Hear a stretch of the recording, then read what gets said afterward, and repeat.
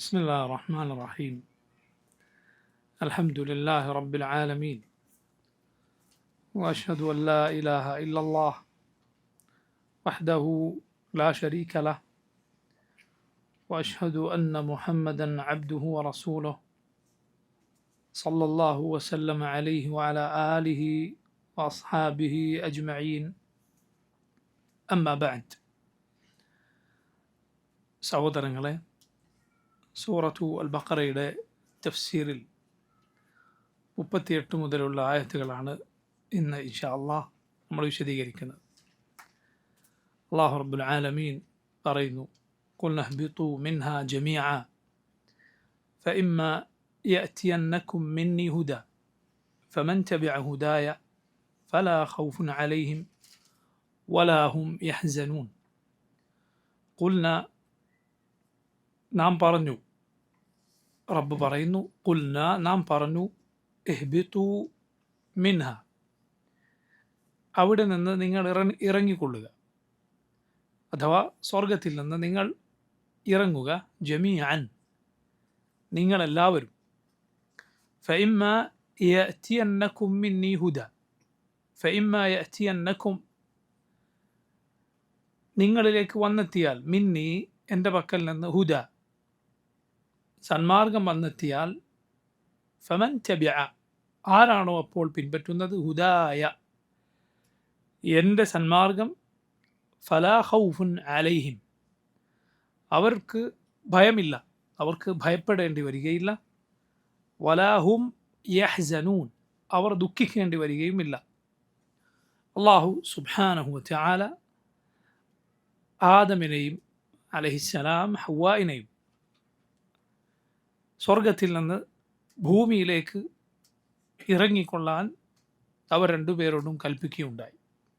അതുപോലെ ആകാശവാസികളായ മലായികത്തിനോടൊപ്പം കഴിഞ്ഞിരുന്ന ഇബ്ലീസിനെ അല്ലാഹു റബ്ബുൽ ആലമീൻ ഭൂമിയിലേക്ക് ഇറക്കുകയുണ്ടായി.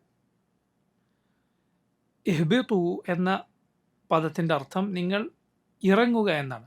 ഹബത എന്നാൽ മുകൾ ഭാഗത്ത് നിന്ന് താഴേക്ക് ഇറങ്ങുന്നതിനാണ് ഹബത എന്ന വാക്ക് ഉപയോഗിക്കുക. അപ്പോൾ അവർ താമസിച്ചിരുന്ന സ്വർഗം അത് മുകളിലാണ് എന്ന് നമുക്കതിൽ നിന്ന് മനസ്സിലാക്കാം. സ്വർഗം അത് മുകളിലാണ്, നരകം അത് ഏറ്റവും താഴെയാണ്. സ്വർഗത്തിൻ്റെ സ്ഥാനം എവിടെയാണ്? സ്വർഗം മുകളിലാണ്. അതുകൊണ്ടാണ് മെഅറാജിൽ മുഹമ്മദ് റസൂലുള്ളാഹി സ്വല്ലല്ലാഹു അലൈഹി വസല്ലം സ്വർഗത്തിൽ പ്രവേശിച്ചതായി ഹദീസുകളിൽ വന്നിട്ടുള്ളത്. എപ്പോഴാണ് നബി സല്ലല്ലാഹു അലൈഹി വസല്ലം എവിടെ വെച്ചാണ് സ്വർഗത്തിൽ പ്രവേശിച്ചതായ ഹദീസിൽ കാണുക? മുകളിലേക്ക് ചെന്നതിനു ശേഷം. അള്ളാഹു പരിശുദ്ധ ഖുർആനിൽ അക്കാര്യം സൂചിപ്പിച്ചിട്ടുണ്ട്. സൂറത്തു അൻ-നജ്മിൽ അള്ളാഹു പറഞ്ഞു: വലഖദ് റആഹു നസ്ലതൻ ഉഖ്റാ ഇൻദ സിദ്റത്തിൽ മുൻതഹ ഇൻദഹാ ജന്നത്തുൽ മഅവ. വലഖദ് റആഹു, മുഹമ്മദ് സല്ലല്ലാഹു അലൈഹി വസല്ലം ജിബ്രീൽ അലൈഹിസ്സലാമിനെ കണ്ടിട്ടുണ്ട്. നസ്ലതൻ ഉഖ്റാ, മറ്റൊരു ഇറക്കത്തിൻ്റെ സന്ദർഭത്തിൽ. ഇൻദ സിദ്റത്തിൽ മുൻതഹ, സിദ്റത്തുൽ മുൻതഹയുടെ അടുത്തു വെച്ച്.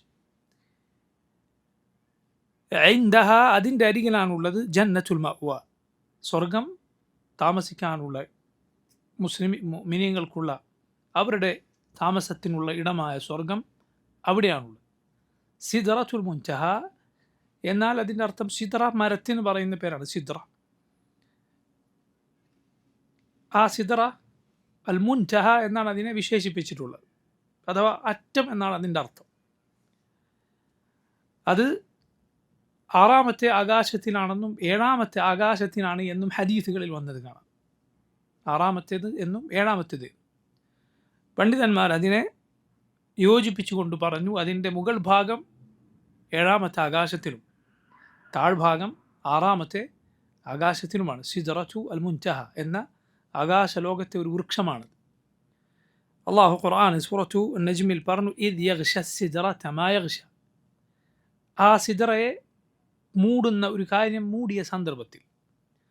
നബി സല്ലല്ലാഹു അലൈഹി വസല്ലം ഹദീസിൽ അതേക്കുറിച്ച് വിശദീകരണം വന്നത് കാണാം. അതിനെ മൂടിയത് എന്താണ്? ഫറാഷു മിൻ ദഹബ് ഫറാഷു മിൻ ഫിദ്ദ. സ്വർണം കൊണ്ടുള്ള ഫറാഷുകൾ, പറക്കുന്ന ചെറിയ പൂമ്പാറ്റകൾക്ക് ഫറാഷ് എന്ന് പറയും. ഫറാഷ് മിൻ ഫിദ്ദ, അതുപോലെ വെള്ളി കൊണ്ടുള്ളത്. അതുകൊണ്ട് ആ മരം മൂടിയപ്പോൾ അതിൻ്റെ ഭംഗി വർണ്ണനകൾക്കപ്പുറത്താണ് എന്ന് ഹദീസുകളിൽ വന്നത് കാണാം. അതിൻ്റെ ഇലകൾ വളരെ വളരെ വലിയ ഇലകളാണ്. ആനയുടെ ചെവികൾ പോലെയുള്ള ഇലകളാണ് അതിൻ്റെ ഇലകളെന്നും ഹദീസിൽ വന്നിട്ടുണ്ട്. അത് ആകാശലോകത്താണ്. അതിൻ്റെ അടുത്താണ് സ്വർഗമെന്ന് സൂറത്തുൻ നജ്മിൽ അല്ലാഹു സുബ്ഹാനഹു വ തആല പറഞ്ഞു. മാത്രമല്ല നമുക്കെല്ലാവർക്കും അറിയാം സ്വർഗത്തിൻ്റെ ദറജകൾ, അത് 100 ദറജകളാണ്. സ്വർഗത്തിലെ പദവികൾ 100ആണ്. അലാഹ അൽ ഫിർദൗസ്, അതിലേറ്റവും മുകളിലുള്ളത് ഫിർദൗസാണ്. നബി സല്ലല്ലാഹു അലൈഹി വസല്ലം പറഞ്ഞു, ഇദാ സഅൽതുമുല്ലാഹൽ ജന്നത ഫസ്അലൂഹുൽ ഫിർദൗസ്. നിങ്ങൾ അള്ളാഹുവിനോട് സ്വർഗം ചോദിക്കുകയാണെങ്കിൽ ഫിർദൗസ് ചോദിക്കുക. ഫഇന്നഹ അഅലൽ ജന്ന, അത് സ്വർഗത്തിലെ ഏറ്റവും മുകളിലുള്ള ദറജയാണ്. വ ഔസതുഹ, സ്വർഗത്തിലെ ഏറ്റവും ശ്രേഷ്ഠമായ ദറജയാണ്. വ ഫൗഖഹ മിൻഹു തഫജ്ജറു അൻഹാറുൽ ജന്ന, സ്വർഗത്തിലെ നദികൾ പൊട്ടി ഒഴുകുന്നത് അവിടെ നിന്നാണ്. വ ഫൗഖഹ അർശുർ റഹ്മാൻ,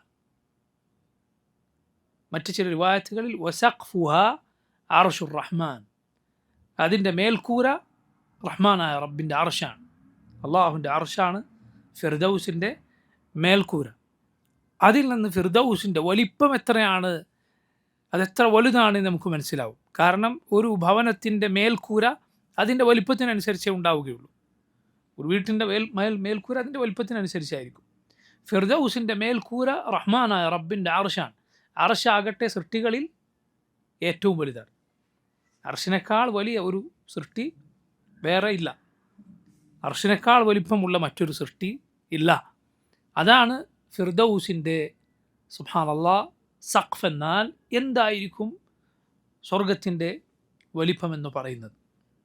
നബി സല്ലല്ലാഹു അലൈഹി വസല്ലം പറഞ്ഞതുപോലെ മാ ലാ ഐനുൻ റഅത് വലാ ഉദുനുൻ സമിഅത് വലാ ഖതറ അലാ ഖൽബി ബശർ, ഒരു കണ്ണും കണ്ടിട്ടില്ലാത്തത്, ഒരു കാതും കേട്ടിട്ടില്ലാത്തത്, ഒരു മനുഷ്യൻ്റെ ഹൃദയത്തിലും മിന്നി മറഞ്ഞിട്ട് പോലും ഇല്ലാത്തത്, സങ്കല്പത്തിന് എല്ലാം അപ്പുറം. നീ ഏതേത് സുഖങ്ങളുടെ പറുദീസകൾ നിൻ്റെ മനസ്സിൽ സങ്കല്പിച്ചാലും സ്വർഗം അതിൻ്റെ അപ്പുറത്താണ്. അവിടെ അവസാനം പ്രവേശിക്കുന്ന മനുഷ്യൻ പോലും തൻ്റെ സുഖസൗകര്യങ്ങളിലേക്ക്, തൻ്റെ സാമ്രാജ്യത്തിലേക്ക് കണ്ണെത്താ ദൂരമാണ് നോക്കുക. തൻ്റെ സാമ്രാജ്യത്തിലേക്ക് അവൻ കണ്ണെത്താ ദൂരത്താണ് അവൻ നോക്കുക എന്ന് റസൂലുള്ളാഹി സല്ലല്ലാഹു അലൈഹി വസല്ലമയുടെ ഹദീസുകളിൽ വന്നത് കാണാം. അത് മുകളിലാണുള്ളത് സ്വർഗം എന്നതിന് ഈ ആയത്ത് തെളിവാണ്. കാരണം അള്ളാഹു താഴെ ഇറങ്ങുക എന്നാണ് പറഞ്ഞിട്ടുള്ളത്. ഖുൽനാ ഹബിതു മിൻഹാ ജമീഅ ഫഇമ്മാ യഅതിയന്നകും മിന്നി ഹുദാ, നിങ്ങളിലേക്ക് വന്നെത്തിയാൽ, എൻ്റെ സന്മാർഗം വന്നെത്തിയാൽ, ഫമൻ തബിഅ ഹുദായ, ആര് ആ സന്മാർഗം പിൻപറ്റിയോ, ഫലാ ഖൗഫുൻ അലൈഹിം, അവർക്ക് ഭയപ്പെടാനില്ല, വലാ ഹും യഹ്സനൂൻ, അവർക്ക് ദുഃഖിക്കാനില്ല. ഇത് നോക്കൂ, ആദം അലൈഹിസ്സലാമിൻ്റെ മക്കളോടുള്ള അള്ളാഹുവിൻ്റെ നിർദ്ദേശമാണ്. കാരണം ആദം അലൈഹിസ്സലാം അള്ളാഹു നിശ്ചയിച്ച ഹുദയിലാണ്, സ്വർഗത്തിൽ വെച്ചും ഭൂമിയിൽ വെച്ചും. എന്നാൽ ആദം അലൈഹിസ്സലാമിൻ്റെ മക്കളായ നമ്മെ സംബന്ധിച്ചിടത്തോളം റബ്ബ് സുബ്ഹാനഹു വ തആല അവൻ പറയുകയാണ്, ഫഇമ്മാ യഅതിയന്നകും, നിങ്ങളിലേക്ക് വന്നെത്തിയാൽ, മിന്നി, എന്നിൽ നിന്ന്, ഹുദ, സന്മാർഗം, വെളിച്ചം, അതെല്ലാമാണ് ഹുദയുടെ അർത്ഥം. അപ്പോൾ ഫമൻ തബിഅ ഹുദായ, എൻ്റെ ഈ പ്രകാശം, ഈ സന്മാർഗം ആര് പിൻപറ്റിയോ അവർക്ക് ഭയപ്പെടേണ്ടതില്ല, അവർ ദുഃഖിക്കേണ്ടതില്ല. മറ്റു ചില ഖുർആനിൽ തന്നെ സൂറത്തു ത്വാഹയിൽ നമുക്ക് കാണാം, ഫലാ യദില്ലു വലാ യഷ്ഖാ, ഫമൻ ഇത്തബഅ ഹുദായ ഫലാ യദില്ലു വലാ യഷ്ഖാ, എൻ്റെ സന്മാർഗം പിൻപറ്റിയവൻ ഫലാ യദിൽ, അവൻ വഴിതെറ്റുകയില്ല, വലാ യഷ്ഖാ, അവൻ ദൗർഭാഗ്യമടയുകയില്ല. മുഫസ്സിറുകൾ, മുൻഗാമികൾ ആ ആയത്തിൻ്റെ തഫ്സീറിൽ പറഞ്ഞു, ലാ യദില്ലു ഫി ദുനിയ വലാ യഷ്ഖാ ഫിൽ ആഖിറ. വലാ യദില്ലു വലാ യഷ്ഖാ എന്ന് പറഞ്ഞാൽ ദുനിയാവിൽ അവൻ വഴിതെറ്റുകയില്ല, അന്ത്യനാളിൽ അവൻ ദൗർഭാഗ്യവാനാവുകയുമില്ല. അള്ളാഹുവിൻ്റെ ഹുദ പിൻപറ്റിയാൽ കാര്യം വളരെ വ്യക്തമാണ്. മനുഷ്യരെന്താണ് പിൻപറ്റേണ്ടത്? അള്ളാഹുവിൽ നിന്ന് വന്നിട്ടുള്ള ഹുദ, അവനിൽ നിന്നുള്ള സന്മാർഗം. അതല്ലാതെ ആളുകളുടെ തലയിൽ ഉദിച്ച പ്രത്യയശാസ്ത്രങ്ങളോ അവർ മെനഞ്ഞുണ്ടാക്കിയ വിശ്വാസങ്ങളോ സ്വീകരിച്ചാൽ മനുഷ്യൻ രക്ഷപ്പെടുകയില്ല. ഇതിൻ്റെ മറുവശമാണ് അവന് സംഭവിക്കുക. അവൻ ഭയപ്പെടേണ്ടി വരും, അവൻ ദുഃഖിക്കേണ്ടി വരും. എന്നാൽ അള്ളാഹുവിങ്കിൽ നിന്ന് അവതീർണമായ സന്മാർഗം നീ പിൻപറ്റിയോ നീ ഭയപ്പെടേണ്ടി വരികയില്ല. മറിച്ച് റബ്ബ് നിനക്ക് ഇരു ലോകത്തും അമ്ന് പ്രദാനം ചെയ്യും, നിർഭയത്വം നൽകും.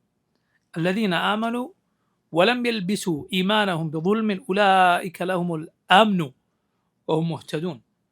ആരാണോ വിശ്വസിച്ചത് എന്നിട്ട് ആ വിശ്വാസത്തിൽ അക്രമം കലർത്താത്തത് അവർക്കാണ് സന്മാർഗമുള്ളത്, അവർക്കാണ് നിർഭയത്വമുള്ളത്, അവരാണ് സന്മാർഗം നേടിയവർ. സഹാബത്ത് റളിയല്ലാഹു അൻഹും ആ ആയത്തിറങ്ങിയപ്പോൾ പ്രയാസപ്പെട്ടു. അവർ നബിയോട് ചോദിച്ചു, അയ്യുന ലാ നദ്ലിം, നബിയെ ഞങ്ങളിൽ ആരാണ് അക്രമം ചെയ്തു പോകാത്തത്? നബി സല്ലല്ലാഹു അലൈഹി വസല്ലം പറഞ്ഞു, നിങ്ങൾ ഉദ്ദേശിച്ച അക്രമമല്ല ആ ആയത്തിലെ ഉദ്ദേശം. നിങ്ങൾ ആ സാലിഹായ മനുഷ്യൻ പറഞ്ഞത് കേട്ടിട്ടില്ലേ, ഇന്ന ശിർക ലദുൽമുൻ അദീം. ലുഖ്മാൻ തൻ്റെ മകന് നൽകിയ ഉപദേശത്തിനുണ്ടല്ലോ, ഷിർക്ക് ഏറ്റവും വലിയ ദുൽമാണ്, അക്രമമാണ്. ആ അക്രമമാണ് ഈ ആയത്തിലെ ഉദ്ദേശം. അതായത് അല്ലദീന ആമനു വലം യൽബിസു ഈമാനഹും ബിദുൽമിൻ, വിശ്വസിക്കുകയും എന്നിട്ട് വിശ്വാസത്തിൽ ദുൽമ് കലർത്താതിരിക്കുകയും ചെയ്തവർ അവർക്കാണ് നിർഭയത്വം, അവരാണ് സന്മാർഗം പ്രാപിച്ചവർ. ആ ദുൽമ് എന്നാൽ അത് എന്താണ്? അത് ഷിർക്കാകുന്ന ആ ദുൽമുദ്ദുൽം, ഏറ്റവും വലിയ ദുൽം. അതാണ് ആ ആയത്തിലെ ഉദ്ദേശമെന്ന് റസൂലുള്ളാഹി സ്വല്ലല്ലാഹു അലൈഹി വസല്ലം സഹാബത്തിനെ തിരുത്തി. സഹാബത്തിന് ഖുർആനിലെ ഒരു ഭാഗം, ഒരു ആയത്ത് മനസ്സിലാകാതെ തെറ്റായി അവർ മനസ്സിലാക്കി. എന്നിട്ട് നബി സല്ലല്ലാഹു അലൈഹി വസല്ലമയോട് പോയി ചോദിച്ച് റസൂലുള്ളാഹി സ്വല്ലല്ലാഹു അലൈഹി വസല്ലം തിരുത്തി കൊടുത്ത സംഭവങ്ങൾ വിരലിലെണ്ണാവുന്നത് മാത്രമാണ്. ഒന്നിതാണ്. മറ്റൊന്ന്, സൂറത്തു അൽ ബഖറയിൽ അല്ലാഹു റബ്ബുൽ ആലമീൻ നോമ്പിനെ കുറിച്ച് പറഞ്ഞു, നിങ്ങൾ ഭക്ഷണം കഴിച്ചുകൊള്ളുക, വെള്ളം കുടിച്ചുകൊള്ളുക, ഹത്താ യതബയ്യന ലക്കുമുൽ ഖൈത്തുൽ അബ്യദു മിനൽ ഖൈത്തിൽ അസ്വദി മിനൽ ഫജർ. രാത്രിയുടെ കറുത്ത നൂലിടയിൽ നിന്ന് പകലിൻ്റെ വെളുത്ത നൂലിട വേർപിരിയുന്നതുവരെ. അവിടെ മിനൽ ഫജർ എന്ന ഭാഗം പിന്നെയാണ് അവതരിച്ചത് എന്നാണ്, പകലിൻ്റെ വെളുത്ത നൂലിഴ എന്നത്. ഈ ആയത്ത് ഇറങ്ങിയപ്പോൾ ഒരു സഹാബി ഒരു നൂലുകൾ എടുത്തു പോയി, ഒരു കറുത്ത നൂല്, ഒരു വെളുത്ത നൂല്, എന്നിട്ട് തലയിണയുടെ അടുത്തു വെച്ചു. എന്നിട്ട് ഇത് തമ്മിൽ വേർതിരിയുന്നുണ്ടോ എന്നിങ്ങനെ നോക്കിയെന്നാണ്. നബി സല്ലല്ലാഹു അലൈഹി വസല്ലമയുടെ അരികിൽ വന്ന് പറഞ്ഞു. സല്ലല്ലാഹു അലൈഹി വസല്ലം പറഞ്ഞു, അതല്ല ഉദ്ദേശം, രാത്രിയും പകലുമാണ് ഉദ്ദേശമെന്ന് റസൂലുള്ളാഹി സല്ലല്ലാഹു അലൈഹി വസല്ലം തിരിച്ചു കൊടുത്തു. പണ്ഡിതന്മാർ ഇബ്ൻ ഹജർ അസ്ഖലാനി റഹിമഹുല്ലാഹ് അദ്ദേഹത്തെ പോലെയുള്ളവർ പറഞ്ഞത് കാണാം, സഹാബത്ത് റളിയല്ലാഹു അൻഹും ഇതുപോലെ ഖുർആനിലെ ആയത്തുകളിൽ അവർ അതിൻ്റെ ഉദ്ദേശമല്ലാത്തത് മനസ്സിലാക്കി നബി സല്ലല്ലാഹു അലൈഹി വസല്ലമയോട് സംശയം ചോദിച്ചു. നബി സല്ലല്ലാഹു അലൈഹി വസല്ലം തിരുത്തി കൊടുത്ത സംഭവങ്ങൾ വിരലിലെണ്ണാവുന്നതാണ്. എന്തുകൊണ്ടാണത്? കാരണം അവരുടെ ലോകത്തിലാണ് ഖുർആൻ അവതരിച്ചത്. ഖുർആൻ നേർക്ക് നേരെ മനസ്സിലാക്കിയ ആളുകളായിരുന്നു അവർ. അവർക്ക് അതിൽ തെറ്റിദ്ധാരണകൾ ഉണ്ടായിരുന്നില്ല. കാരണം അവർ ശരിയായ ഫസീഹായ സ്പഷ്ടമായ ഭാഷയുടെ ആളുകളായിരുന്നു. ആ ഭാഷയിലാണ് അള്ളാഹു ഖുർആൻ അവതരിപ്പിച്ചത്. ഖുർആനിൽ എന്തില്ല? കെട്ടിക്കുടുക്കുകളില്ല. ഖുർആൻ ആർക്കും മനസ്സിലാകാത്തതല്ല. അങ്ങനെ പ്രചരിപ്പിക്കുന്ന ആളുകളുണ്ട്. അല്ല, ഖുർആൻ വ്യക്തമാണ്, വ്യക്തമായ ബയാനാണെന്നാണ് അള്ളാഹു ഖുർആനിനെ വിശേഷിപ്പിച്ചിട്ടുള്ളത്. ഇത് സതുപദേശമാണ്, ഇത് സന്മാർഗമാണ്, ഇത് വ്യക്തമായ വിവരണം. ഇത് നാം ചിന്തിക്കുന്നവർക്ക് എളുപ്പമാക്കിയിരിക്കുന്നു എന്നെല്ലാമാണ് അള്ളാഹു പറഞ്ഞത്. അല്ലാതെ ഖുർആൻ എന്തല്ല ഒരിക്കലും പ്രയാസമല്ല, അവ്യക്തമല്ല, വ്യക്തമാണ്, ആർക്കും മനസ്സിലാകുന്നതാണ് ഖുർആൻ ബിഇദ്നില്ലാ. നോക്കൂ, സഹാബത്ത് റളിയല്ലാഹു അൻഹും അവരാകട്ടെ അവരുടെ ഭാഷയിലാണ് ഖുർആൻ അവതരിച്ചത്. അവർ ശരിയായ സ്പഷ്ടമായ ഭാഷയുടെ ആളുകളായിരുന്നു എന്നതുകൊണ്ട് അവർക്ക് നന്നായി അത് മനസ്സിലായിരുന്നു. സംശയമുള്ളത് നബി സല്ലല്ലാഹു അലൈഹി വസല്ലമയോട് അവർ ചോദിച്ചിരുന്നു. എന്നാൽ അവർ അതിൻ്റെ യഥാർത്ഥ മുറാദല്ലാത്തത് മനസ്സിലാക്കി നബി സല്ലല്ലാഹു അലൈഹി വസല്ലം തിരുത്തി കൊടുത്ത സന്ദർഭം, യഥാർത്ഥ ഉദ്ദേശമല്ലാത്തത് അവർ തെറ്റിദ്ധരിച്ച് റസൂലുള്ളാഹി സ്വല്ലല്ലാഹു അലൈഹി വസല്ലം തിരുത്തി കൊടുത്ത സംഭവങ്ങളാകട്ടെ ഹദീസുകളിൽ വളരെ വിരളമാണ്, വളരെ കുറച്ചാണ്, വിരലിലെണ്ണാവുന്നത് മാത്രമാണ്. ഇബ്ൻ ഹജർ അസ്ഖലാനി റഹിമഹുല്ലാഹ് ഫത്ഹുൽ ബാരിയിൽ ഇക്കാര്യം സൂചിപ്പിച്ചത് കാണാം, ഇക്കാര്യം അദ്ദേഹം പറഞ്ഞത് കാണാം. നോക്കൂ, അള്ളാഹു നിശ്ചയിച്ച സന്മാർഗം, അവൻ അവതരിപ്പിച്ച സന്മാർഗം പിൻപറ്റിയാലാണ് അള്ളാഹുവിൻ്റെ നിർഭയത്വം, അള്ളാഹു നൽകുന്ന നിർഭയത്വം ഉണ്ടാവുക, അള്ളാഹു നൽകുന്ന സന്തോഷം അവർക്കുണ്ടാവുക. അവർ ദുഃഖിക്കേണ്ടി വരികയില്ല, മറിച്ച് അവർക്ക് സന്തോഷിക്കാനാണ് അള്ളാഹു റബ്ബുൽ ആലമീൻ വക നൽകുക. ഹിദായത്ത് കൊണ്ടുള്ള സന്തോഷം പോലെ സുബ്ഹാനല്ലാഹ് മറ്റൊരു സന്തോഷവുമില്ല. ഹിദായത്ത് പോലുള്ള സന്തോഷം മറ്റൊരു കാര്യത്തിനുമില്ല. അതുകൊണ്ടാണ് പ്രിയമുള്ളവരെ, അറിവിൻ്റെ ഇൽമിൻ്റെ മജ്ലിസുകൾ, ഇൽമ് കിതാബിൻ്റെയും സുന്നത്തിൻ്റെയും വിജ്ഞാനം വിവരിക്കപ്പെട്ട ഗ്രന്ഥങ്ങൾ വായിക്കുമ്പോൾ പഠിക്കുമ്പോൾ എന്തെന്നില്ലാത്ത സമാധാനം ആളുകളുടെ മനസ്സിൽ നിറയുന്നത്. ശുദ്ധ പ്രകൃതി നഷ്ടപ്പെട്ടു പോയിട്ടില്ലാത്ത ആളുകൾക്ക് ഖുർആനിൻ്റെ സുന്നത്തിൻ്റെ മജ്ലിസുകൾ, അതുപോലെ ഖുർആനിൻ്റെ സുന്നത്തിൻ്റെ വിജ്ഞാനം പ്രചരിപ്പിക്കപ്പെടുന്ന കിതാബുകൾ മനസ്സിൽ എന്തെന്നില്ലാത്ത ആശ്വാസം പകരുന്ന, സന്തോഷം നൽകുന്ന കാര്യമായിരിക്കും. ഇമാം അഹ്മദ് ബിൻ ഹംബൽ റഹിമഹുല്ലാഹ് അദ്ദേഹത്തോട് അറിവ് പഠിക്കുമ്പോഴുള്ള ഇഖ്ലാസിനെ കുറിച്ച് ചോദിച്ചു. അപ്പോൾ അദ്ദേഹം പറഞ്ഞു, അൽ ഇഖ്ലാസു അസീസ്, ഇഖ്ലാസ് അത് ബുദ്ധിമുട്ടുള്ള കാര്യമാണ് എന്ന് പറഞ്ഞാൽ അത് കിട്ടുക എപ്പോഴും എളുപ്പത്തിൽ കിട്ടുന്ന കാര്യമല്ല. പക്ഷേ വലാകിൻ ഹാദാ ശൈഉൻ ഹുബ്ബിബ ഇലൈന, ഇത് എന്തോ നമുക്കിഷ്ടം നൽകപ്പെട്ടൊരു കാര്യമാണ്. ഈ ഇൽമു പഠിക്കുക എന്നത് ഇതിനോടെന്തോ മഹബ്ബത്ത് അല്ലാഹു നമുക്ക് നൽകിയിരിക്കുന്നു എന്നാണ്. ചില പണ്ഡിതന്മാർ പറഞ്ഞിട്ടുണ്ട്, ഞങ്ങളിത് പഠിച്ചു തുടങ്ങിയത് ഇഖ്ലാസ് ഇല്ലാതെയായിരുന്നു. അറിവ് പഠിച്ചു തുടങ്ങിയത് ഇഖ്ലാസ് ഇല്ലാതെയായിരുന്നു. പക്ഷേ ഇത് മുന്നോട്ട് നീങ്ങിയപ്പോൾ ഇഖ്ലാസോടെ അല്ലാതെ ഇത് മുന്നോട്ട് നീങ്ങുകയില്ല എന്ന് ഞങ്ങൾക്ക് മനസ്സിലായി. അഥവാ അറിവ് അവരെ ഇഖ്ലാസ് പഠിപ്പിച്ചു, ആ ഇൽമ അവരെ ഇഖ്ലാസ് പഠിപ്പിച്ചു എന്നാണ്. കാരണം അത് മുഴുവൻ ബറക്കത്താണ്. കിതാബിൻ്റെയും സുന്നത്തിൻ്റെയും വിജ്ഞാനം ബറക്കത്താണ്. അതിൻ്റെ പിന്നാലെ പോയ ആളുകൾ, കിതാബിൻ്റെയും സുന്നത്തിൻ്റെയും വിജ്ഞാനത്തിൻ്റെ പിന്നാലെ പോയ ആളുകൾ വഴിതെറ്റുക വളരെ വിരളമാണ്. വഴിതെറ്റുക ആരാണ്? അവർ ഇത് രണ്ടിൻ്റെയും അല്ലാത്ത വിജ്ഞാനത്തിൻ്റെ പിന്നാലെ പോയവർ. അതുപോലെ നീയത്തൊന്നാകെ മോശമായവൻ, ഒരിക്കലും നീയത്ത് ശരിയാക്കാൻ മെനക്കെടാത്തവൻ, അവരാണ് വഴിതെറ്റിപ്പോവുക. ഇഖ്ലാസ് ഇല്ലാതെ ഞങ്ങൾ പിൻപറ്റിയെന്ന് പറഞ്ഞാൽ ഇഖ്ലാസ് തീരെ ഇല്ലാതെ മറ്റെന്തെങ്കിലും ഉദ്ദേശം വെച്ച് എന്ന് നമുക്ക് അർത്ഥം പറയാൻ സാധ്യമല്ല. മറിച്ച് ഇഖ്ലാസിനെ കുറിച്ച് ചിലപ്പോൾ നമുക്ക് ബോധമുണ്ടാവുകയില്ല. ചില പ്രവർത്തനങ്ങൾ നമ്മൾ അങ്ങനെ ചെയ്തു പോകും. പക്ഷേ ഇഖ്ലാസ് അത് നമ്മെ അറിവ് പഠിപ്പിച്ചു എന്നാണ്. അതുകൊണ്ടാണ് നോക്കൂ, ഖുർആനിൻ്റെ സുന്നത്തിൻ്റെ വിജ്ഞാനം എത്ര അത് കൂടുതലായി പഠിക്കുന്നോ, അതിൽ മുഴുകുന്നോ, അവരുടെ ഹുദ, അവരുടെ സന്മാർഗം അതിനനുസരിച്ച് വർദ്ധിക്കുന്നത് നമുക്ക് കാണാൻ സാധിക്കും. എന്നാൽ ഈ വിജ്ഞാനമല്ലാത്ത ഗ്രീക്ക് ഫിലോസഫിയുടെയും മറ്റുമൊക്കെ പിന്നാലെ പോയ ആളുകൾ, പണ്ഡിതന്മാരായിട്ടൊക്കെ പഴയകാലത്ത് അറിയപ്പെട്ട ആളുകൾ, അവസാനം ഖേദിക്കുകയും ഞങ്ങളീ പഠിച്ചതൊക്കെ വെറുതെ ആവുകയും ചെയ്തു എന്ന് പറഞ്ഞത് കാണാം. എന്നാൽ അഹ്ലുസുന്നത്തിൻ്റെ ഇമാമുമാർ ഒരാളും തന്നെ അവരുടെ അവസാന കാലത്ത് അങ്ങനെ പറഞ്ഞിട്ടില്ല. മറിച്ച് അവർ അതിൽ സന്തോഷിക്കുകയും അവരുടെ ഹുദ എപ്പോഴും വർദ്ധിക്കുകയുമാണ് ചെയ്തിട്ടുള്ളത്. അള്ളാഹു പറയുന്നു, അടുത്ത ആയത്ത് ശ്രദ്ധിക്കുക, വല്ലദീന കഫറു വകദ്ദബൂ ബിആയാതിനാ ഉലൈക അസ്ഹാബുൻ നാർ ഹും ഫീഹാ ഖാലിദൂൻ. വല്ലദീന കഫറു, ആരാണോ നിഷേധിച്ചത്, അവിശ്വസിച്ചത്, വകദ്ദബൂ,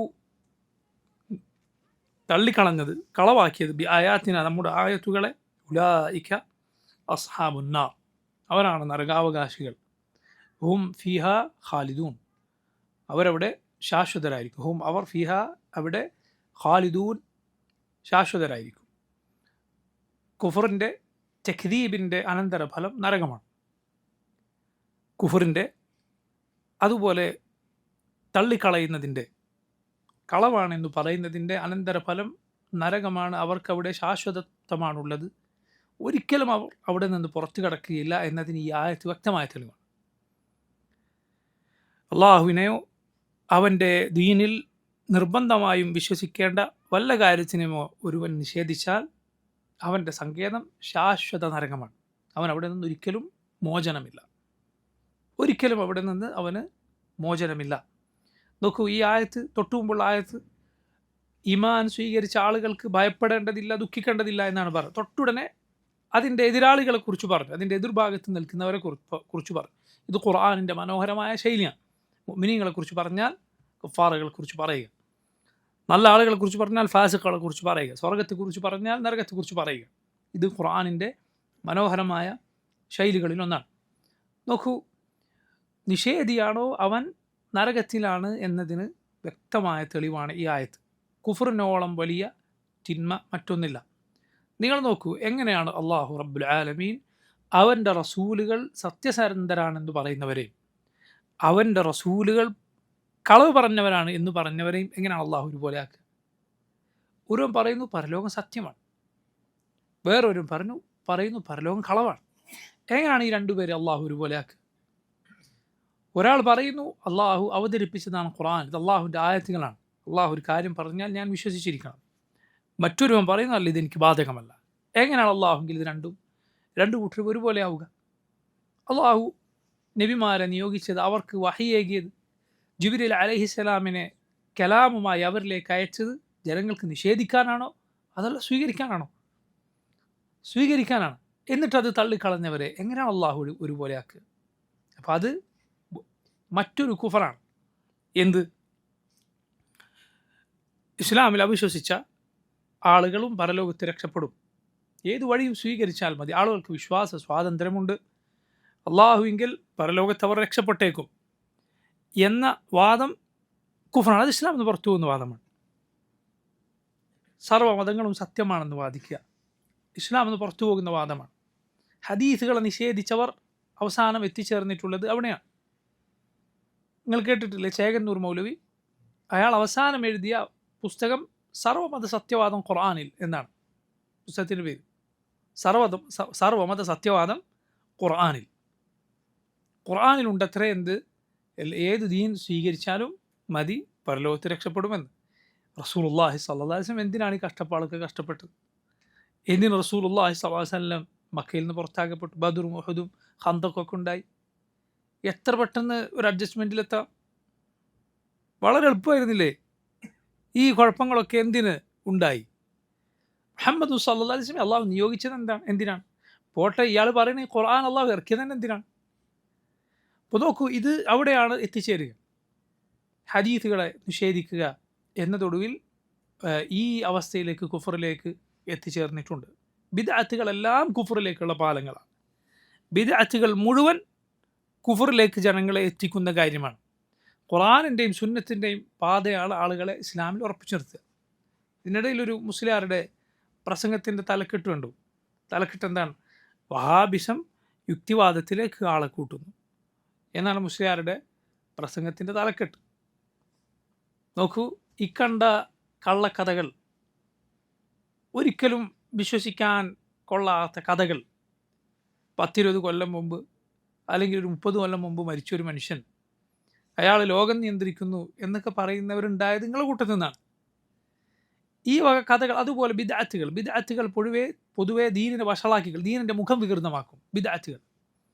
നോക്കൂ, റാത്തീബുകൾ. എന്താണ് റാത്തീബുകൾ? സിവിൽ ആയാലും ക്രിമിനൽ ആയാലും ഏത് റാത്തീബായാലും അത് ദീനിൻ്റെ മുഖം വികൃതമാക്കുന്നതാണ്.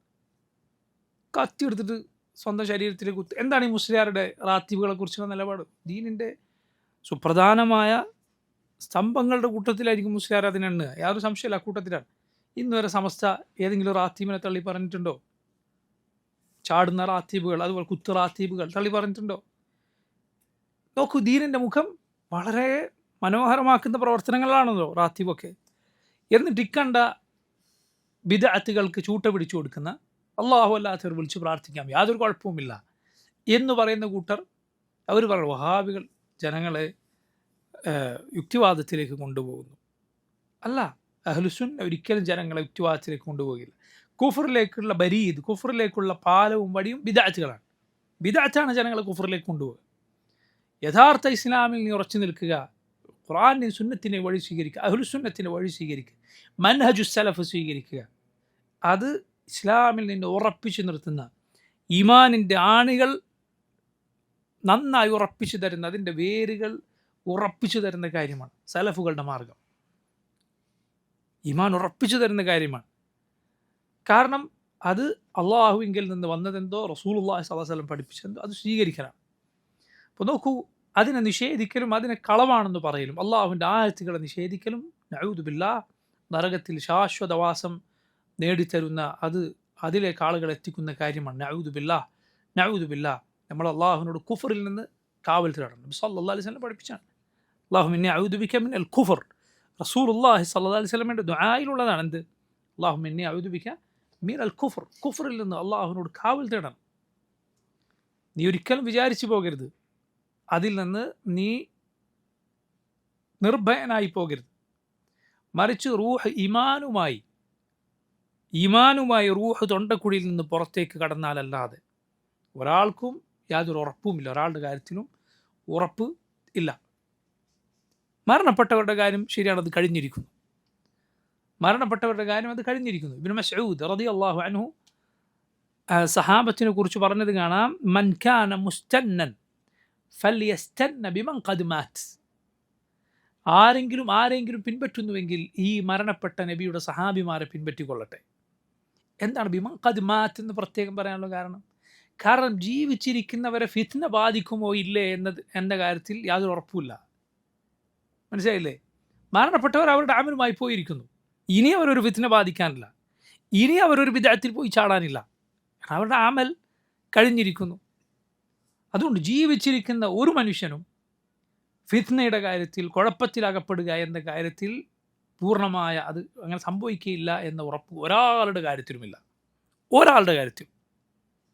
അങ്ങനെ ആരുണ്ട്? ഒരാളുമില്ല. അതുകൊണ്ട് അക്കാര്യം പ്രത്യേകം ശ്രദ്ധിക്കണം. കുഫറിൻ്റെ കാര്യം വളരെ ശ്രദ്ധിക്കണം. ശൈത്താൻ ഒരു മനുഷ്യനെ ആദ്യം അകപ്പെടുത്താൻ ശ്രമിക്കുക എന്തിലാണ്? കുഫറും ശിർക്കിലുമാണ്. അതിന് സാധിക്കാതെ വന്നാൽ അവൻ ബിദ്അത്തിൻ്റെ വഴിയിലേക്ക് കൊണ്ടുപോകാൻ ശ്രമിക്കും. അതിന് സാധിക്കാതെ വന്നാൽ വൻ പാപങ്ങളിലേക്ക്, അതിന് സാധിക്കാതെ വന്നാൽ ചെറിയ പാപങ്ങളിലേക്ക്, അതിനും സാധിക്കാതെ വന്നാൽ നന്മകളിൽ, അതിനും സാധിക്കാതെ വന്നാൽ ഹലാലുകളിൽ അവൻ്റെ സമയം കൂടുതൽ ചെലവഴിക്കാൻ നോക്കും. അതിനും സാധിക്കാതെ വന്നാൽ ലാ ഇലാഹ ഇല്ലല്ലാഹ്, പണ്ഡിതന്മാർ പറഞ്ഞു, അവൻ ശ്രേഷ്ഠത കുറഞ്ഞ നന്മകൾ അവനെ കൊണ്ട് കുറേ ചെയ്യിച്ച് ശ്രേഷ്ഠത കൂടിയ നന്മയും തടയാൻ ശ്രമിക്കും എന്ന് പണ്ഡിതന്മാർ പറഞ്ഞു. അങ്ങനെ ശൈത്താൻ നന്മക്ക് പ്രേരിപ്പിക്കൂ, കാരണം അവിടെ നന്മയാണല്ലോ ചെയ്യിക്കേണ്ടത്. അപ്പോൾ പറഞ്ഞു, ചിലപ്പോൾ കുറേ വലിയ നന്മയിൽ നിന്ന് തടയാൻ അവൻ അത് വേണമെങ്കിൽ ചെയ്യും. കാരണം എങ്ങനെ ഒരു മനുഷ്യനെ ബുദ്ധിമുട്ടാക്കാൻ പറ്റുമോ? ഒരുവൻ അള്ളാഹുവിൻ്റെ വഴിയിൽ നിന്ന് പൂർണ്ണമായും മുടക്കാൻ സാധിച്ചാൽ അങ്ങനെ, അതല്ലെങ്കിൽ അവൻ്റെ ആ സഞ്ചാരം ഒന്ന് പതുക്കെ ആക്കാൻ ശ്രമിച്ചാൽ അങ്ങനെ വിടുന്ന പ്രശ്നമില്ല. ഇന്നഹു ലക്കും അദുവ്വുൻ മുബീൻ. അവൻ പ്രത്യക്ഷ ശത്രുവാണ്. അവൻ്റെ ശത്രുത അത് അവസാനിക്കാത്ത, ഒത്തുതീർപ്പിന് സാധിക്കാത്ത ശത്രുവാണ് അവൻ. ഒത്തുതീർപ്പിന് പറ്റുമെങ്കിൽ നമുക്ക് ഒരു അഡ്ജസ്റ്റ്മെൻറ്റ് തയ്യാറാവില്ല. അതുകൊണ്ടാണ് അല്ലാഹു റബ്ബുൽ ആലമീൻ മനുഷ്യരിലെ ശത്രുക്കളോട് നിങ്ങൾ നല്ല നിലക്ക് പെരുമാറി നോക്കാൻ പറഞ്ഞത്. കാരണം അവൻ ചിലപ്പോൾ നമ്മുടെ അടുത്ത കൂട്ടുകാരനായി മാറും. എന്നാൽ ഷെയ്ത്താൻ്റെ കാര്യം വന്നപ്പോൾ അള്ളാഹിനോട് കാവൽ തേടാൻ പറഞ്ഞു. ഷെയ്ത്താൻ്റെ കാര്യം വന്നപ്പോൾ അള്ളാഹിനോട് കാവൽ തേടാൻ മാത്രം, അതല്ലാതെ അങ്ങോട്ട് നന്മ ചെയ്ത് കൊടുത്തിട്ട് കാര്യമില്ല, സ്വീകരിക്കുകയില്ല, ഒരു ഖൈറും സ്വീകരിക്കാൻ തയ്യാറല്ല. കാരണം അവൻ്റെ പ്രകൃതം അങ്ങേയറ്റം മോശമാണ്. കുഫറിൻ്റെ കാര്യം ശ്രദ്ധിക്കുക. നമ്മൾ വിചാരിക്കേണ്ട ഞാനൊക്കെ ചിലപ്പോൾ ഈ ഷെയ്ത്താനെ ഈ അവസാനം പറഞ്ഞ വഴിയിലേക്ക് പഴപ്പിക്കാൻ ശ്രമിക്കുന്ന ആളായിരിക്കും ഞാനൊക്കെ എന്ന് ഒരാളെക്കുറിച്ച് വിചാരിക്കരുത്. നിന്നെ ചിലപ്പോൾ ആദ്യത്തെ വഴിയിലായിരിക്കും നീ ഉണ്ടാവുക. കുഫറിലേക്ക് കൊണ്ടുപോകാൻ ഷെയ്ത്താൻ ശ്രമിച്ചുകൊണ്ടിരിക്കുന്ന ആളായിരിക്കും നീ. നഊദു ബില്ലാഹ് നഊദു ബില്ലാഹ് നഊദു ബില്ലാഹ്. നമുക്കാർക്കും നമ്മുടെ കാര്യത്തിലൊരു അമിതമായ ഒരു വിശ്വാസം പാടില്ല. മറിച്ച് നീ അള്ളാഹുവിൽ അവലംബിക്കുകയാണ് വേണ്ടത്. അള്ളാഹുവിൽ പരിപൂർണമായി നീ അതിൽ അവലംബിക്കുക. അള്ളാഹുവിൽ നീ സത്യസന്ധമായി അവലംബിച്ചോ, അള്ളാഹു നിന്നെ കൈവിടുകയില്ല, യാതൊരു സംശയം വേണ്ട. പണ്ഡിതന്മാർ പറഞ്ഞത് കാണാം, രഹസ്യ ജീവിതത്തിൽ അള്ളാഹുവിനെ സൂക്ഷിച്ച ഒരാളുടെയും അന്ത്യം അള്ളാഹു മോശമാക്കിയ ചരിത്രമില്ല. രഹസ്യ ജീവിതത്തിൽ അള്ളാഹു സൂക്ഷിക്കുന്നുണ്ട്, അങ്ങനെ ഒരുത്തൻ്റെ അന്ത്യം അവസാനവൻ തലതിരിഞ്ഞു പോവുക, അങ്ങനെ അള്ളാഹു ആക്കിയ ചരിത്രമില്ല എന്നാണ്. മനസ്സിലായില്ലേ?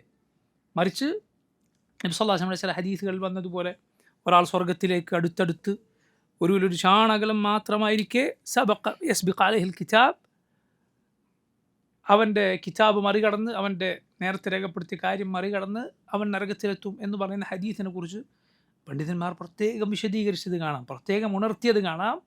ആ ഹദീസിൻ്റെ ചില റിവായത്തുകളിൽ കാണാം, അവൻ സ്വർഗത്തിലേക്കൊരു ദൂരമേ ഉള്ളൂ എന്ന രൂപത്തിൽ അവൻ അടുക്കും ഫീമാ യബ്ദു ലിന്നാസ്, ജനങ്ങളുടെ കാഴ്ചയിൽ എന്ന്. ജനങ്ങളുടെ കണ്ണിൽ അങ്ങനെയാണ്. അങ്ങനെയാണ് ഹദീസിൻ്റെ മറ്റു ചില റിവായത്തുകൾ വന്നിട്ടുള്ളത്. ജനങ്ങളുടെ കണ്ണിൽ എന്ന് പറഞ്ഞാൽ അതിലെന്തർത്ഥമുണ്ട്? ഉള്ളിലെന്തോ പ്രശ്നമുണ്ട് എന്ന് അതിൽ സൂചന ഉണ്ട് എന്നാണ്. ആ പ്രശ്നങ്ങളിൽ വളരെ പ്രധാനപ്പെട്ടത് ഒന്ന് റിയ ആണ്, ആളുകളെ കാണിക്കാൻ വേണ്ടി പ്രയത്നിക്കുക. അതുപോലെ സ്വകാര്യമായ അള്ളാഹുവിൻ്റെ ഹുർമാത്ത്, അള്ളാഹു പവിത്രമാക്കിയ കാര്യങ്ങൾ പിച്ച് ചിന്തുക. അള്ളാഹു ഹറാമാക്കിയത് സ്വകാര്യ ജീവിതത്തിൽ അവൻ ലംഘിക്കുക. അങ്ങനെയുള്ള ആളുകൾ സൂക്ഷിക്കണം. അതല്ലാതെ നീ രഹസ്യ ജീവിതത്തിനും പരസ്യ ജീവിതത്തിനും അള്ളാഹുവിനെ പരമാവധി സൂക്ഷിക്കുന്നവനാണോ? അബദ്ധം സംഭവിക്കില്ല എന്നല്ല, പക്ഷേ അത് വേഗം തൗബ ചെയ്ത് മടങ്ങുന്ന, അള്ളാഹുവിന് വേണ്ടി ഖലാസോടെ ജീവിക്കുന്ന ആളുകൾ കാണിക്കാനല്ല. എങ്കിൽ അബ്ശിർ, സന്തോഷിക്കുക, ആശ്വസിക്കുക, അള്ളാഹു കൈവിടുകയില്ല. അള്ളാഹു റബ്ബുൽ ആലമീൻ ആത്മാർത്ഥതയോടെ അവനിലേക്ക് മുന്നിട്ട് ചെന്നവനെ ഇല്ല, അള്ളാഹു ഒരിക്കലും കൈവിടുകയില്ല. കാരണം അള്ളാഹു ശക്കൂറാണ്. അള്ളാഹു അമലുകൾ എങ്ങനെ സ്വീകരിക്കുന്നവൻ? ശുക്രോടെ സ്വീകരിക്കുന്നവനാണ്. എന്താണ് ശുക്ർ എന്ന് പറഞ്ഞാൽ? അള്ളാഹുവിൻ്റെ ശുക്ർ എന്ന് പറഞ്ഞാൽ ചെറിയ അമൽ വലിയ പ്രതിഫലം നൽകി സ്വീകരിക്കുന്നവനാണ് റബ്ബ്. ചെറിയ അമൽ. അല്ലെങ്കിൽ നീ ചിന്തിച്ച് നോക്കൂ, നീ ആയുസ് 60, 70, 80 കൊല്ലം ജീവിച്ചതിന്, അള്ളാഹു മുഅ്മിനായി ജീവിച്ചതിന് പകരം തരുന്നത് എന്താണ്? അറ്റമില്ലാത്ത സ്വർഗമാണ്. നിന്റെ ഈ 80, 85 വയസ്സ് ആയുസ്, അല്ലെങ്കിൽ 100 വയസ്സ് വരെ ജീവിച്ചാലും ലാ ഇലാഹ ഇല്ലല്ലാഹ് സ്വർഗത്തിൻ്റെ കാലയളവിൽ അതെന്താണ്? ലാ ഷൈ, ഒന്നുമല്ല.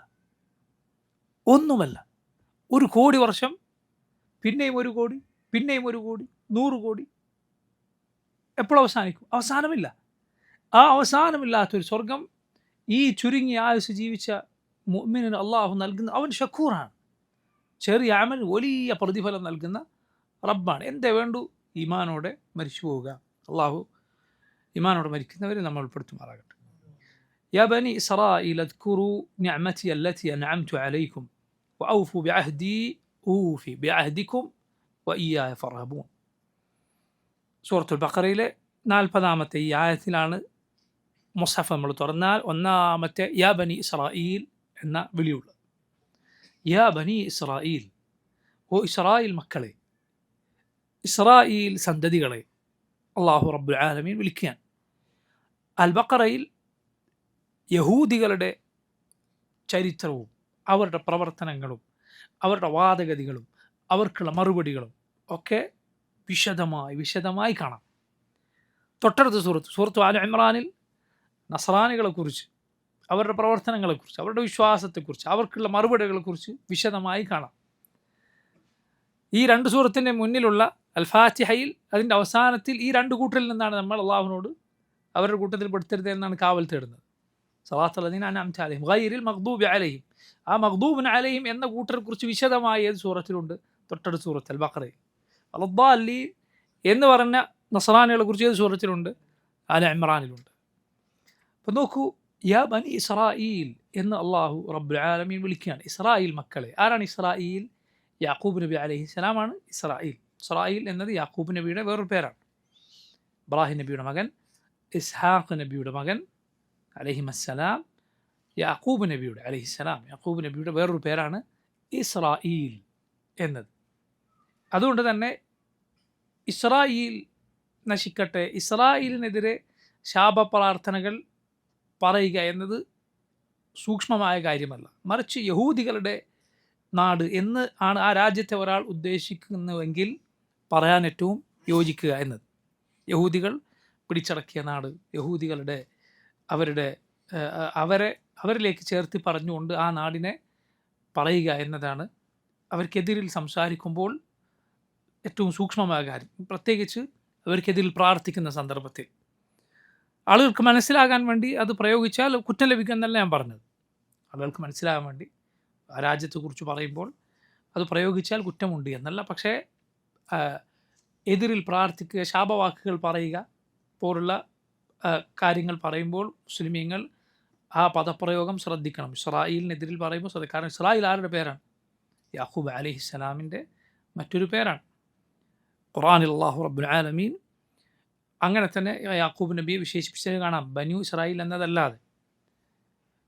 അള്ളാഹു സൂറത്തു ആല ഇമ്രാനിൽ പറഞ്ഞു, ഇല്ലാ മാ ഹറമ ഇസ്രായേലു അലാ നഫ്സിഹി, ഇസ്രായേൽ സ്വന്തത്തിൻ്റെ കാര്യത്തിൽ ഹറാമാക്കിയ ചില കാര്യങ്ങൾ ഒഴികെ എന്ന് ഒരു വിഷയം പരാമർശിക്കുമ്പോൾ ഞാൻ അതിലേക്ക് കടക്കുന്നില്ല. ആലു ഇമ്രാൻ അള്ളാഹു പറഞ്ഞത് കാണാം, ഇസ്രായേൽ എന്ന് യാക്കൂബിനെ വിശേഷിപ്പിച്ചത് കാണാം. വല്ലാഹു അലം. യാക്കൂബ് നബിയുടെ മക്കളാണ് ബനു ഇസ്രായേൽ എന്നറിയപ്പെടുന്നത്. ഇസ്രായേല്യർ എന്നവർ പറയാറുണ്ട്, ഇസ്രായേൽ മക്കൾ. ഇത് ധാരാളം നബിമാരെ അള്ളാഹു നിയോഗിച്ച ഒരു വൻ സമൂഹമാണ്. യാക്കൂബ് നബിക്ക് ശേഷം വന്ന മുഴുവൻ നബിമാരും ആ സമുദായത്തിനാണ്, ആ വംശപരമ്പരയാണ്. മുഹമ്മദ് സ്വല്ലല്ലാഹു അലൈഹി വസല്ലം ഒഴികെ ഒരുപാട് നബിമാർ, മൂസാ നബിയും ഈസാ നബിയും ദാവൂദ് നബിയും സക്കരിയ നബിയും അയ്യൂബ് നബിയും, ഇങ്ങനെ ഒരുപാട് നബിമാർ. അവരുടെ അവസാനത്തെ നബി ഈസാ നബിയാണ്. ഇസ്മായിൽ നബിയുടെ സന്താന പരമ്പരയാണ് അറബികൾ. അവരിലെ ഒരേ ഒരു റസൂൽ മുഹമ്മദ് സല്ലല്ലാഹു അലൈഹി വസല്ലമയാണ്. അള്ളാഹു യാ ബനി ഇസ്രായേൽ, ഇസ്രായേൽ മക്കളെ എന്ന് വിളിക്കുന്നു. എന്നിട്ട് അള്ളാഹു പറയുന്നു, ഉദ്കുറു, നിങ്ങൾ ഓർക്കുക, നിഅമതി, എൻ്റെ അനുഗ്രഹങ്ങൾ നിങ്ങൾ ഓർക്കുക.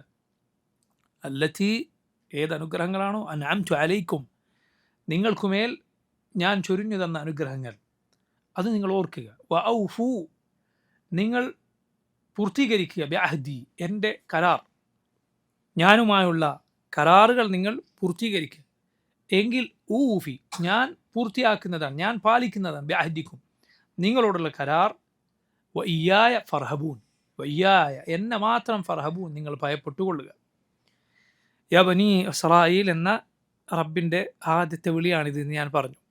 എന്താണ് അങ്ങനെ അള്ളാഹു അവരെ വിളിക്കാനുള്ളത് കാരണം? ഇബ്നു കസീർ റഹിമഹുല്ലാഹ് അദ്ദേഹം മനോഹരമായ ഒരു കാരണം ഇവിടെ പറയുകയുണ്ടായി. എന്താണത്?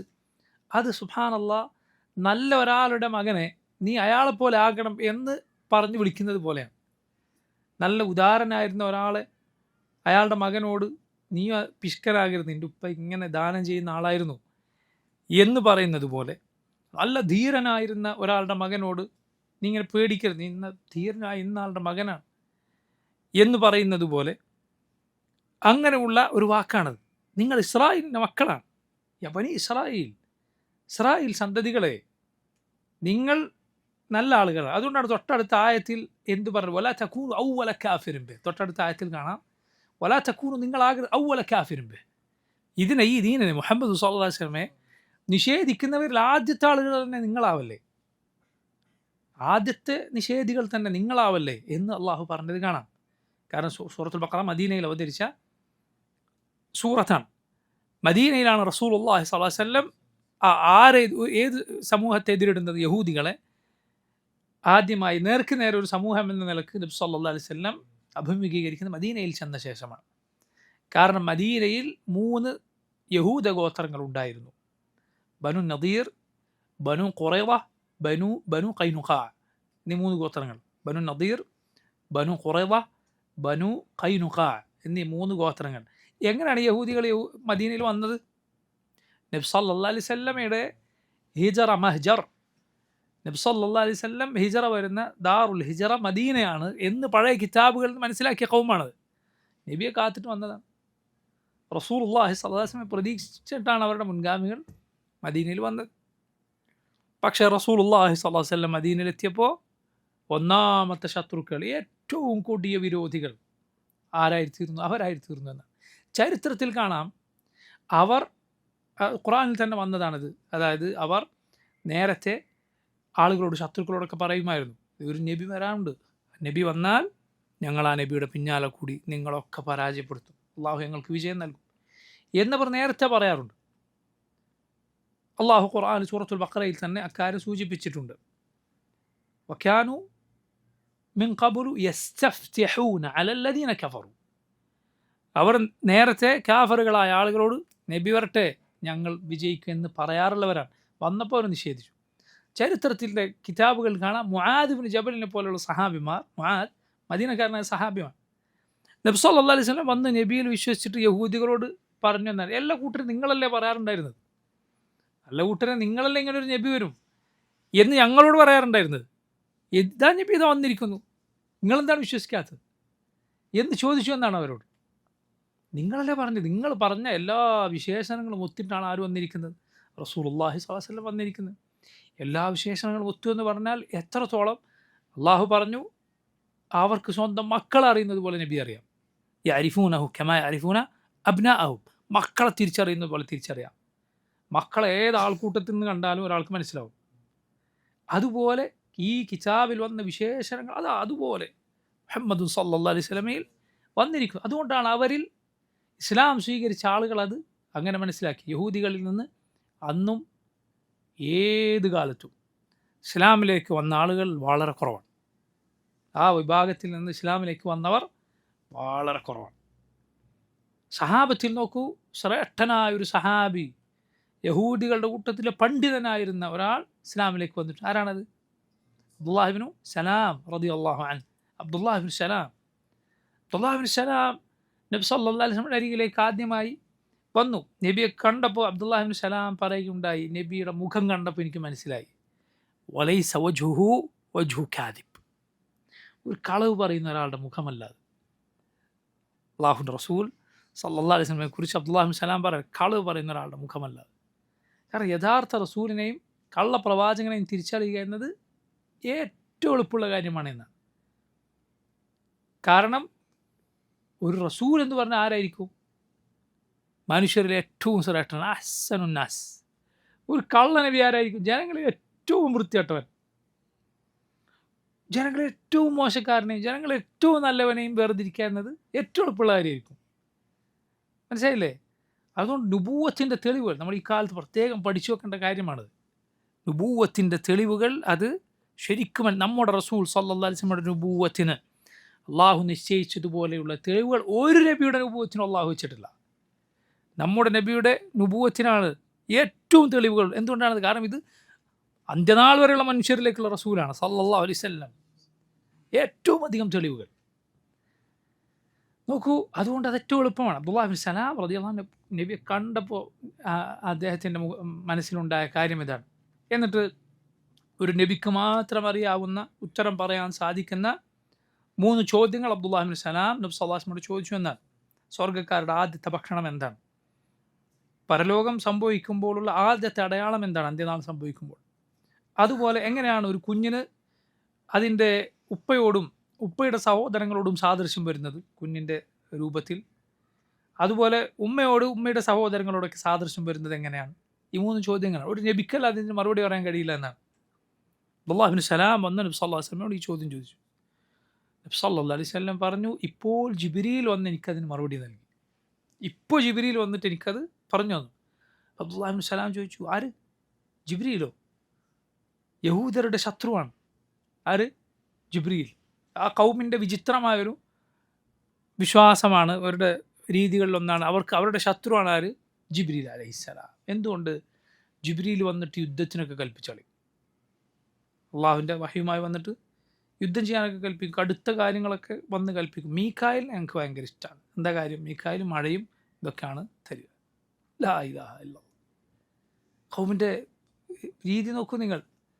അള്ളാഹു അതേക്കുറിച്ച് പറഞ്ഞു, മൻ കാന അദുവ്വൻ ലില്ലാഹി വമലായികതിഹി വറുസുലിഹി വജിബ്രീല വമീകാല ഫഇന്ന അല്ലാഹ അദുവ്വുൻ ലിൽ കാഫിരീൻ.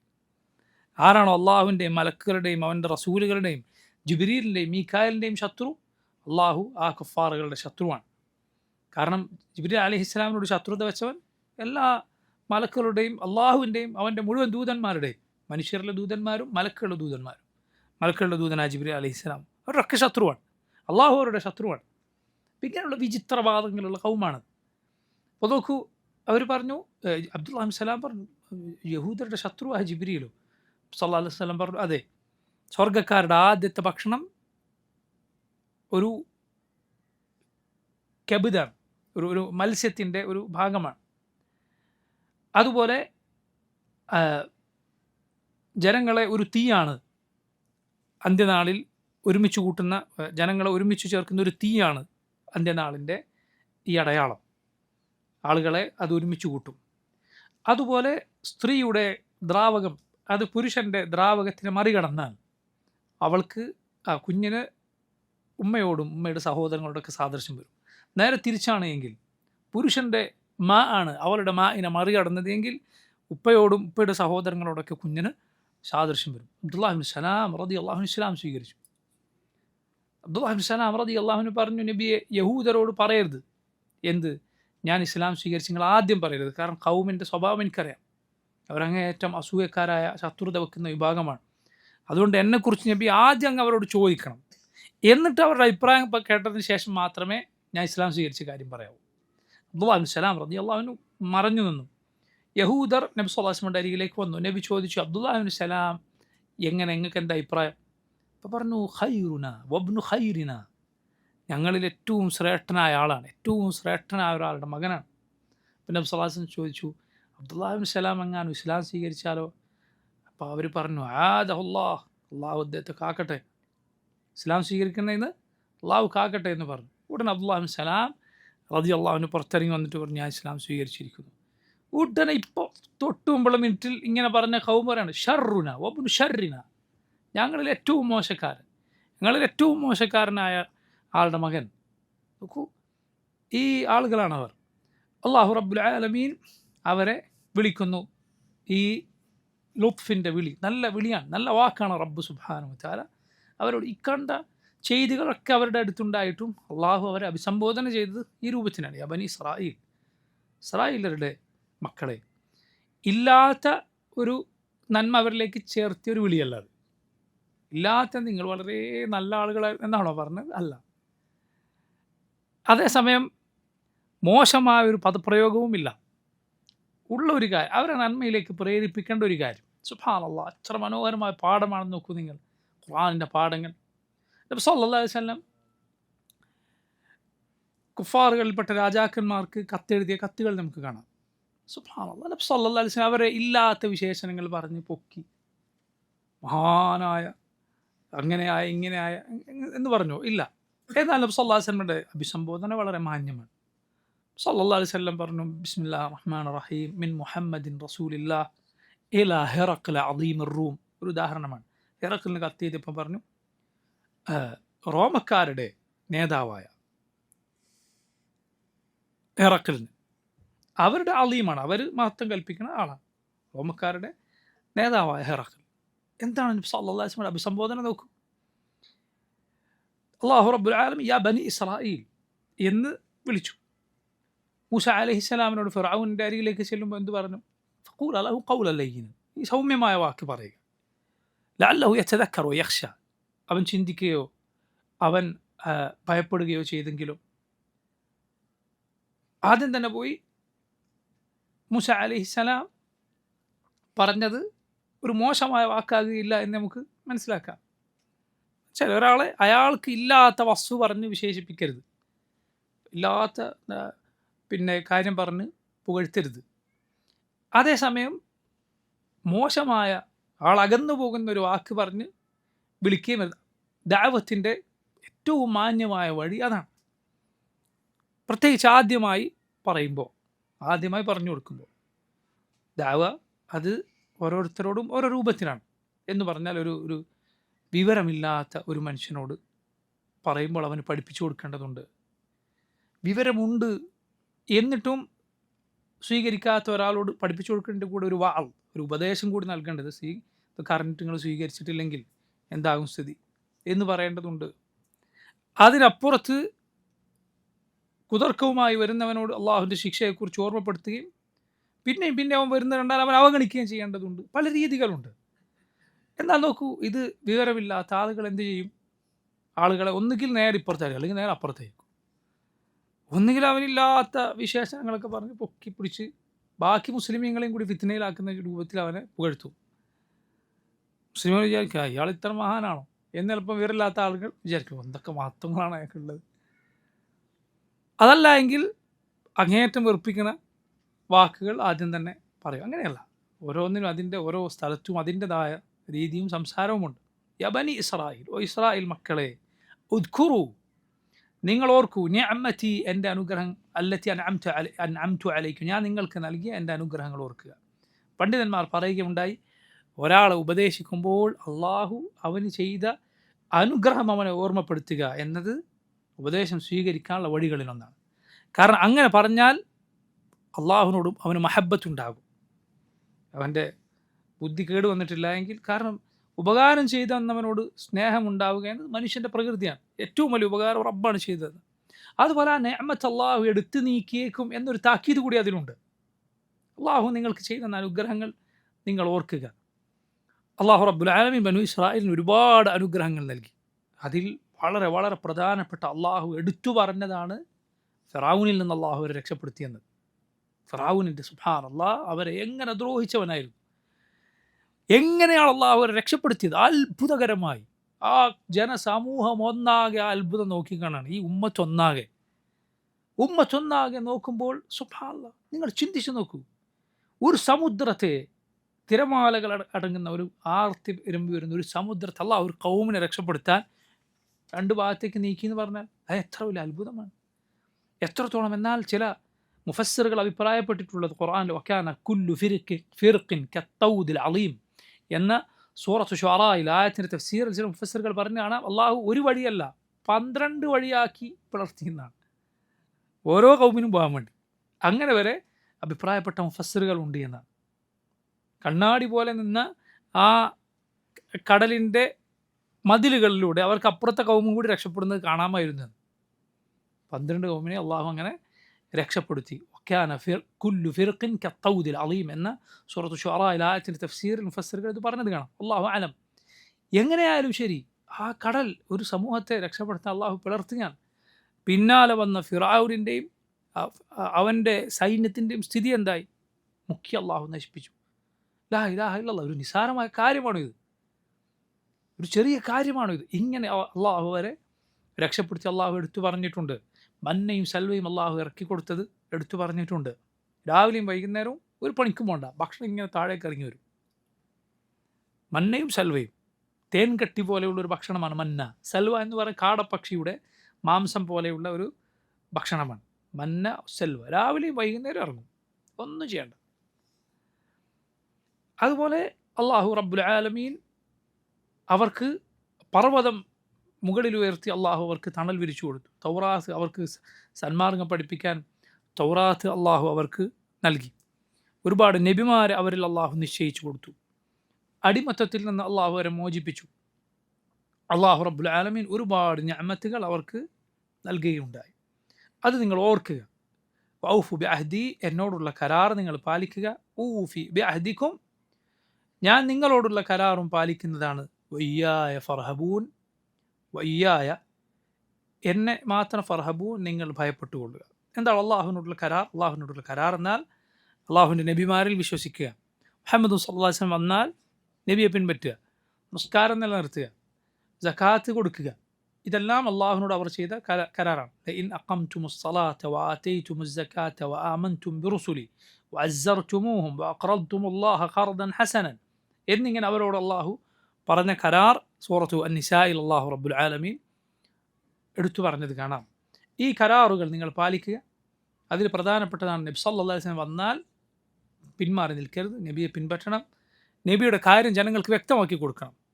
കിതാബ് പഴയ ഉമ്മത്തുകളുടെ പ്രത്യേകതയായിരുന്നു. അവരിലെ പുരോഹിതന്മാർക്ക് മാത്രമേ അതേക്കുറിച്ച് അവഗാഹമുണ്ടായിരുന്നുള്ളൂ. സാധാരണക്കാർക്ക് അത് തീരെ അറിയുമായിരുന്നില്ല. അതുകൊണ്ട് അവർക്ക് മൂടി വെക്കാനും തിരുത്താനൊക്കെ എളുപ്പമായിരുന്നു. എന്നാൽ ഖുർആൻ്റെ സ്ഥിതി അങ്ങനെയല്ല. ഈ ഉമ്മത്തിലെ പ്രത്യേകത എന്താണ്? കൊച്ചു കുട്ടികൾക്കറിയാം എന്തറിയാം?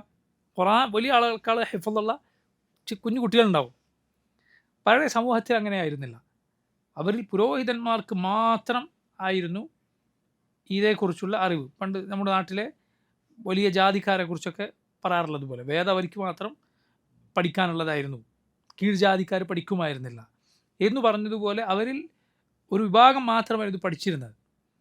അള്ളാഹു അവരായിരുന്നു സംരക്ഷണം ഏൽപ്പിച്ചിരുന്നത്. അവർ അതുകൊണ്ട് തന്നെ അതിൽ നബി സല്ലല്ലാഹു അലൈഹി വസല്ലമയുടെ അടയാളങ്ങൾ വന്നത് മൂടിവെച്ചു, തിരുത്തി, മാറ്റി. ഇതെല്ലാം കരാർ ലംഘനമാണ്. മറിച്ച് അത് പാടില്ല.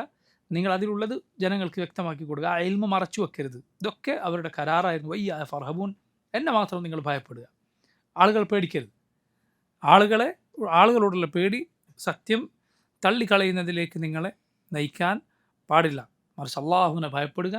കാരണം അള്ളാഹുവിൻ്റെ സംരക്ഷണം ഉണ്ടെങ്കിൽ ഒരാളുടെ ഉപദ്രവവും പേടിക്കേണ്ടതില്ല. അള്ളാഹുവിൻ്റെ ശിക്ഷ വന്നാൽ ഒരാളുടെ സഹായവും നിനക്കുണ്ടാവുകയുമില്ല. ഈ പാഠങ്ങളെല്ലാമാണ് ഈ ആയത്തുകളിലുള്ളത്. ഇൻഷാ അല്ലാഹ് ബാക്കി നമുക്ക് വരുന്ന ദർസിൽ വിശദീകരിക്കാം. അല്ലാഹു തആല അഅലം. സല്ലല്ലാഹു വസല്ലമ വബാറക അലാ അബ്ദിഹി വറസൂലിഹി നബിയിന മുഹമ്മദിൻ വആലിഹി വസഹ്ബിഹി അജ്മഈൻ.